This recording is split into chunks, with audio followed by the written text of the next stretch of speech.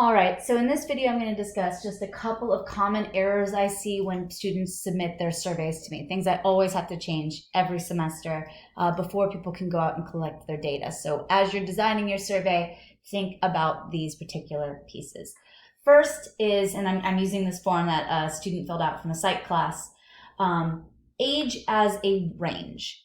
This is okay, but there's no reason. We can always come back and put in the range later if we want to. If we want to change this beautiful quantitative measure into something categorical. So my suggestion here is to leave this a fill in. Do not change all of these values, like give these ranges. If you are going to do ranges for some reason, because there are certain things where not everybody will know their exact answer, right? Age, everyone's going to know their age. This is not an issue.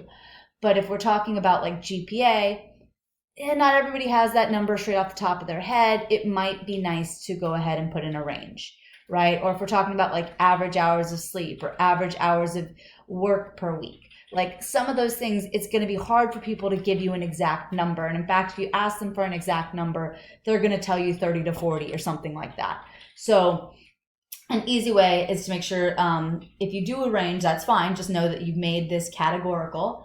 And then do what this student did. They did a good job here in terms of making sure that the different ranges were all around the same size. I don't love that the 18 to 25 is not the same. I would have just done 16 to 25. We do have some students at Mesa who are high school students, so I think that would have been reasonable. And then these all would have been the same size. So you want to make sure if you're binning stuff that you have similar bins, right? For GPA 3.0 to 3.5, 3.5 to 4. Second thing is making sure that there is no overlap. What I just said, 3.0 to 3.5 and 3.5 to 4 is a common mistake students make. Whereas if I have a 3.5, I don't know which category I go in. So feel free to just make that variable discrete, even though we know it's not, and just start at 3.5, the next one at 3.6.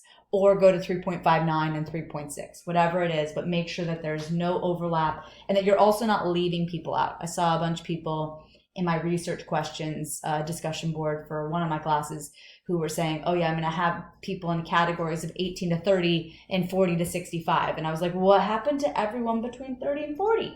So evenly spaced, everyone's included, no overlap. That's the important stuff if you're going to take a numeric and give categories, which is fine. Another one, this group doesn't do it, but some warnings. Actually, here's a warning. If you leave race or something like this as a multiple check, that's great. But I'm just going to tell you right here on the end, when it comes to doing analysis with this, any of these multiple check boxes, they're awesome. But their data, when you get them out on the backside, is just a horrible mess to deal with. So if you can avoid these multiple check boxes, instead do a which of the following is the most important to you, or try to rework the question. I think these ones have a pretty good job of this, of like, prior to, what did you spend the most time doing? So they didn't have them choose multiple, but they kind of reworked the question so it was a most. I thought that was a good thing to do. The other thing I want to make sure that we have,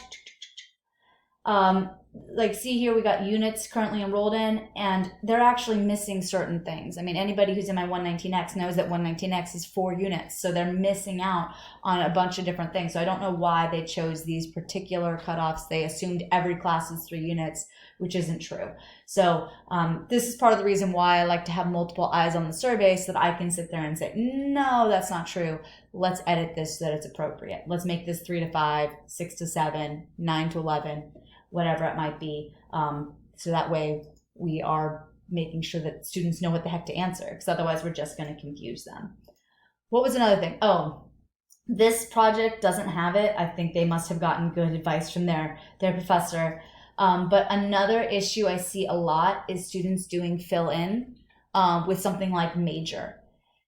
That is great, but you're going to get a lot of different answers, and it's going to be really messy to go back and edit. So my suggestion normally is, if you're looking at something like major or something where people are going to have a lot of different answers, is to give them options. So maybe STEM, right? Science, technology, engineering, math, social sciences with a quick little description of what that entails, humanities with a description of that. just making sure that you've got all the different possible breakdowns. And then if you need to, include in others, so that way you can see if you forgot something. But I guess those are my big things to pay attention to.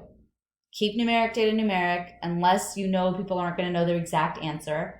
Then make sure your bins are the same sizes and have no overlap. And then if you're doing a fill in the blank, think real hard before you do, because it typically can get you in trouble in terms of having just really messy data to deal with. I mean, you guys saw that in that social media question. Not my 119X, because we haven't played with that data as much, but in that social media question on StatCrunch, on our first survey that we did, we had just a mess of data. Hold on one sec, I'll bring it up. This is last semester's data, but it proves my point the same.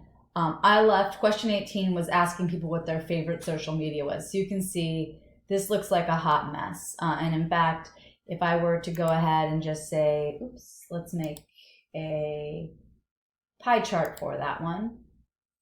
Question 18, there we go. It looks like a beautiful rainbow. And even worse, we can see since it was fill in, we have Instagram and Facebook. We have Facebook and Instagram. Instagram, IG, we probably have Instagram spelled with a lowercase I in here. This is just a mess of a variable. So just being, you can see Instagram with the little I is right here, and Instagram with the big I is right there. So this is already showing us that there's a mess, and we're going to have to do a little bit of cleaning. Cleaning is fine.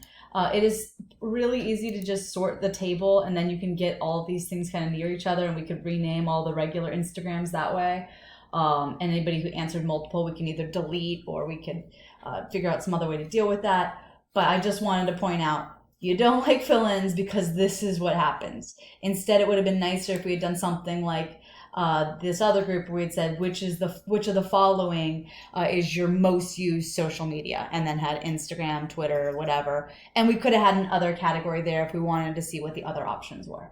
I intentionally left this one disgusting because I want this as my example in our when we come to discuss the project.